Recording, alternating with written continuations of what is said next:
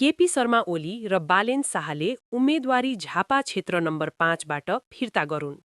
हामी झापा क्षेत्र नम्बर 5का जनताहरू यो चुनावमा सबै उम्मेदवारहरूसँग समान व्यवहार गर्न चाहन्छौँ। हामी कसैलाई हराउन चाहदैनौँ, बरु सबैलाई विजयी देख्न चाहन्छौँ र विजयी शुभकामना दिन चाहन्छौँ। केपी शर्मा ओली लामो समयदेखि राजनीतिक क्षेत्रमा क्रियाशील हुनुहुन्छ।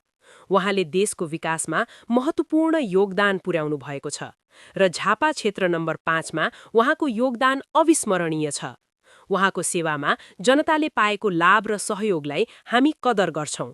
उहाँलाई जिताउँदा अरू जिल्लाका नागरिकहरूले क्षेत्र नम्बर 5का जनतालाई दोष देखाउनेछन्।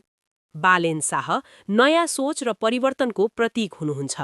उहाँ देशलाई नयाँ दिशा दिन चाहनुहुन्छ र समाजमा सुधार गर्न प्रतिबद्ध हुनुहुन्छ। उहाँको यो नयाँ सोचलाई हामी सम्मान गर्छौं। उहाँलाई जिताउँदा उहाँ विरोधीहरूले क्षेत्र नम्बर 5का जनतालाई दोष देखाउनेछन्। तर हामी यो पनि भन्न चाहन्छौं कि झापा क्षेत्र नम्बर 5का जनताले कुनै पनि हालतमा अपमान वा नकारात्मक दृष्टिकोण स्वीकार गर्न चाहदैनन्। साँडेहरू बारीमा होइन, मैदानमा जुधेको सबैलाई राम्रो लाग्छ। हामी अनुरोध गर्छौं कि केपी शर्मा ओली र बालेन शाहले आफ्नो उम्मेदवारी झापा क्षेत्र नम्बर 5बाट फिर्ता गरून्। यसो गर्दा हामी साँचो रूपमा प्रगति र विकासको मार्गमा अघि बढ्न सक्छौं। हामी सबैको हितमा जनताको भावना र इच्छालाई सम्मान गर्दै सक्षम युवा नेतालाई झापा क्षेत्र नम्बर 5 पठाउँछौं। हामी देशको जित चाहन्छौं, व्यक्तिको हार होइन।